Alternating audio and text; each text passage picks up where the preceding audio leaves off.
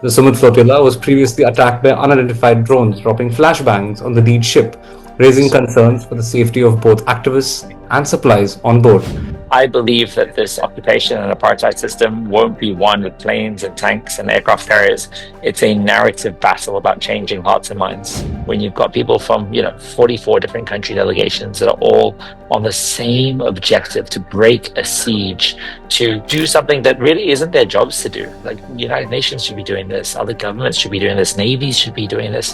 The fact that Netanyahu can give a speech at the United Nations to a pretty much empty audience just gives you an idea of how little they care about international perception. So the flotilla has no defense. Even symbolism is vital right now, right? We need to send a strong signal to Israel to say an interception should never be tolerated. It's a war crime. Attacks on these vessels through drone strikes, which they're suspected of doing, is unacceptable. It's the people that are not on the flotilla mission to Gaza right now are more important than the people that are on the mission to Gaza.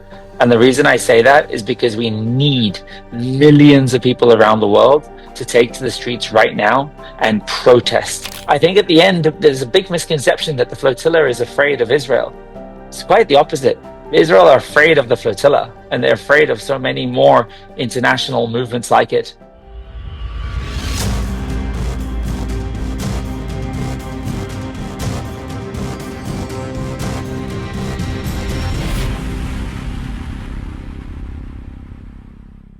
Welcome to another episode of Gaza Stories. I am Muneef Khan, and today we're speaking with Yusuf Omar, a journalist and the co-founder and CEO of Scene TV, which is supporting the next generation of Palestinian storytellers and journalists using mobile phones as a primary medium. Scene TV is also building what they call the world's largest human experience library. Yusuf was previously on board the lead boat that is part of the Global Sumud Flotilla, an international civil society-led maritime initiative launched in mid-2025, aiming to break the Israeli blockade of the Gaza Strip. The boat Yusuf was traveling on was also attacked off the Tunisian coast on the 9th of September. In an emergency press conference on the 25th of September, the flotilla's organizers said that they have credible intelligence that Israel may launch an attack on the ships within the following 48 hours. The Sumud Flotilla was previously attacked by unidentified drones dropping flashbangs on the lead ship, raising concerns for the safety of both activists and supplies on board. In response to the rising threats to the flotilla, Italy and Spain have deployed naval vessels to support them, marking an unprecedented level of European involvement. Yusuf joins us now to give us an update on the threats the flotilla is facing, their coordination with European navies, and what lies ahead as the fleet pushes towards Gaza. Thank you for joining us, Yusuf. Thank you so much for having me on your show. I appreciate it. My first question, and it comes more to the security concerns, but before that, I would want to ask you about could you please tell our viewers about Scene TV's work on the genocide in Gaza and your subsequent coverage of the Global Sumud Flotilla's journey to break the siege in Gaza?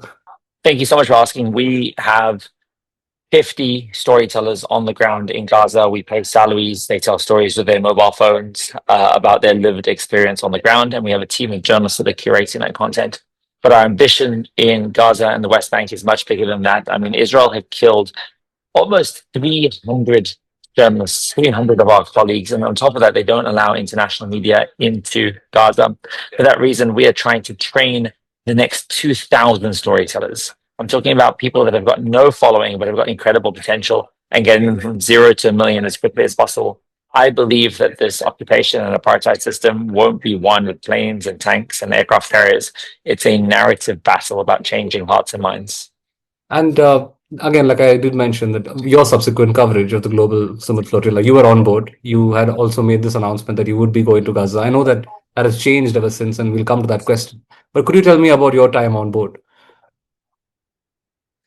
Yeah, it was a incredible experience and a terrifying experience at the same time. Incredible in that you are part of a mission which truly represents global solidarity. When you've got people from 44 different country delegations that are all on the same objective to break a siege, to do something that really isn't their jobs to do. Like the United Nations should be doing this, other governments should be doing this, navies should be doing this, but everyday civilians, it's almost like it's wildly inspiring because it's almost such a ridiculous idea. It's so absurd a mission. Um, so in that respect, it's incredibly like optimistic and hopeful and inspirational. But on the other side, it's like just incredibly dire and dangerous. You're on these old recreational fishing vessels and yachts. They're dysfunctional in many ways. You have limited supplies. You're up against really difficult ocean conditions. And then on top of that, the continuous concern and eventually execution of Israeli drone strikes. And this combination of things is this duality of the flotilla, this like incredible sense of hope of everyday people coming together to do the right thing, and then the tragedy of like a grassroots movement with limited resources, desperately trying to make 3,000 kilometers across the Mediterranean. All right. And now coming to the part of the credible intelligence, I mean, this goes back to the press statement issued by the flotilla team on the 25th of September. It mentioned that they have credible intelligence suggesting that there would be a possible Israeli attack. And this is a developing story. Of course, they did mention 48 hours, but both of us as journalists know that this is a developing story of sorts. But can you tell us how this is influencing the flotilla's plans? And has there been any attempt by Israeli authorities to directly or indirectly communicate with the flotillas? I can't speak to the communications between Israeli authorities and the flotilla leadership. I've got no visibility of that. What I can say is that the dynamic is changing so quickly, almost by the minute. I mean, over the last 24 hours, we've now learned that the Turkish Navy have deployed warships. So now you've effectively got Italian naval vessels, Spanish naval vessels, and now Turkish naval vessels, and that's changed the dynamic significantly. We haven't seen these like sporadic drone attacks in the last 48 hours. That seems to have quietened down as these international navies are deploying their assets into the Mediterranean. It's also quite complicated, like whether these navy vessels are playing a supportive role in actually assisting the flotilla in reaching Gaza. It doesn't appear for now that is the case. They appear to be playing more of a emergency vessel role, providing aid, providing resources, providing food, and providing a source of comfort. It would seem that if Israel do attack these vessels, that there is going to be emergency support on the line. But it's unclear whether these navies are playing a escorting role. Are they going to open the pathway for the flotilla mission to actually reach Gaza? I'm not too sure. Yeah, that does bring me to a question which I didn't. Now that you mentioned about the role of the navies in this case, so now the Turkish involvement is a new development, but Italy and Spain had deployed vessels, as you mentioned. But coming to the Italian authorities, they had cautioned the flotilla vessel from entering Israel-occupied waters around Gaza. I mean, these are developments which would have certain reactions on board, because even when during the press conference which we had on the 25th, it was mentioned that we are very well aware that these are also forces that have been cooperating with Israel previously, and it's something you have to take with a pinch of salt. Yeah, I think it's naive to think that just because the Turkish, Spanish, and Italian navies are deploying their warships into the Mediterranean, that they are going to open a pathway for this humanitarian corridor, that the flotilla is just going to have an easy sailing journey into Gaza to deliver aid, medicine, baby formula. I mean, obviously, I would love that to be the case. And obviously, that is the right thing to do. Every international government should be protecting the flotilla. Um, but the reality on the seas is that these warships appear to be playing more of a symbolic role. Um, and to be honest, even symbolism is vital right now, right? We need to send a strong signal to Israel to say an interception should never be tolerated. It's a war crime. Attacks on these vessels through drone strikes, which they're suspected of doing, is unacceptable. It's a gross violation of human rights. There is nothing illegal about this flotilla mission. It is completely legal to deliver aid. It is illegal to prevent it happening. So whatever the rationale for why Italy, Spain, and Turkey have deployed their warships into the Mediterranean to protect this flotilla mission, I think it's a net positive. However, I don't think they're going to be escorting the flotilla, so to speak, to the shores of Gaza. I think they would appear to be playing more of a emergency relief supportive role, providing aid and food where necessary. I don't think they're at the tip of the spearhead, so to speak. And I'd like to move on to safety measures in this case. And it's quite highly likely that Israel and its proxies are behind the repeated airborne attacks on the flotilla over international waters. But in this scenario, can a civilian initiative like the Global Sumud Flotilla have any realistic level of safety measures against what is one of the strongest militaries in the world? Excuse my language, but there is all in the way of defense, right? In like, if Israel is suspected of carrying out these drone attacks on the flotilla mission, the only form of defense that the flotilla has is awareness, visibility, and virality. It is the idea that this mission has so many eyeballs on it, and that it would be so prohibitively embarrassing for Israel to cause any harm to especially white people, to be honest, Western Europeans with passport privilege, that it will prevent Israel from doing anything stupid. But at the end of the day, we've seen time and time again that Israel don't care about their international reputation. And that's potentially the scariest part, right? They've killed Americans like Rachel Corrie in the West Bank. They've got no hesitation killing international aid workers like they did in 2010 when they shot dead 9 Turkish citizens on the aid vessel to Gaza, the flotilla mission, and 1 died subsequently. So 10 people died in total. The fact that Netanyahu can give a speech at the United Nations to a pretty much empty audience just gives you an idea of how little they care about international perception. So the flotilla has no defense. They have no gun turrets, and they never would. They're a non-violent mission with the specific objective of delivering aid. But when it comes to keeping themselves safe and keeping those people on the vessel alive, the only form of defense they have is visibility. And now talking about scary things, and like you mentioned, the most recent drone attacks. I just want to understand for somebody who's watching from afar, who's watching this news from afar, is there a heightened atmosphere of uncertainty aboard the flotilla? Because this must be beyond scary to experience something. You were on the boat, you yourself documented it. So, I mean, I do want to understand what the atmosphere is on board, especially this is the second round of it. It is absolutely terrifying for everybody who is on the flotilla mission right now.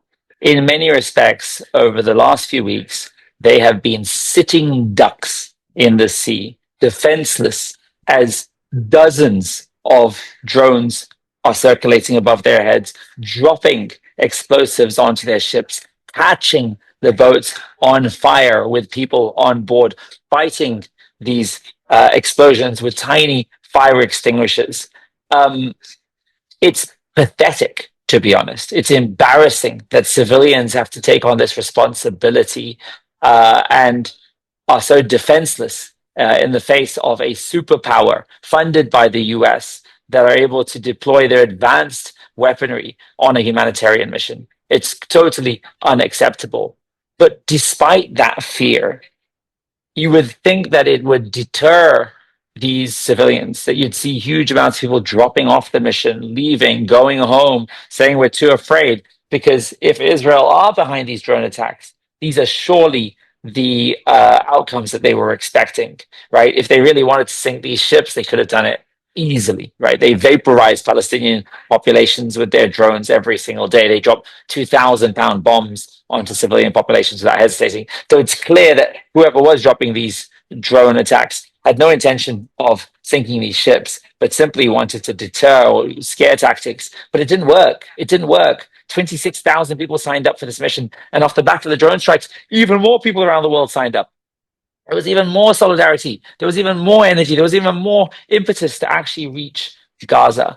So the mood is one of absolute fear and anxiety and a lack of control or self-determination over the future, certainly. But at the same time, it's incredibly hopeful and optimistic and energetic and courageous and resilient. And I think at the end, there's a big misconception that the flotilla is afraid of Israel. It's quite the opposite. Israel are afraid of the flotilla, and they're afraid of so many more international movements like it. And coming to you, actually, on the 13th of September on Instagram in your post, you announced that you will not be going to Gaza this time around. Can you tell our viewers what led to this decision and what your current role with the Global Sumud Flotilla is? What do you think happened? I mean, I'm not for me to mention it, but I would like to hear it from your end. I mean, in short,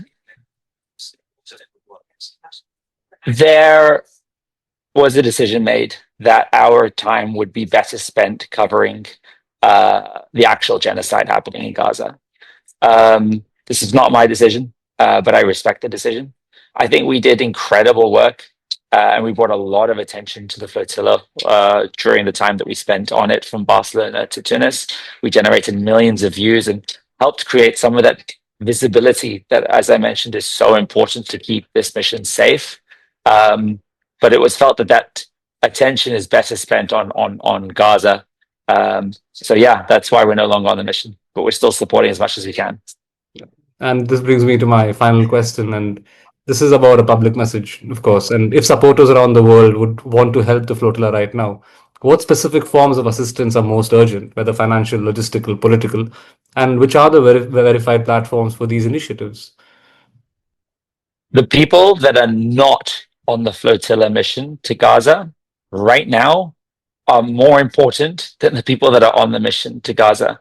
And the reason I say that is because we need millions of people around the world to take to the streets right now and protest and demand action, demand sanctions, demand Israel be isolated from the rest of the world, become a pariah state, not just in words, but in action, especially as we see these innocent humanitarian workers come under attack and potentially get arrested, detained for long periods of time by the Israeli apartheid state.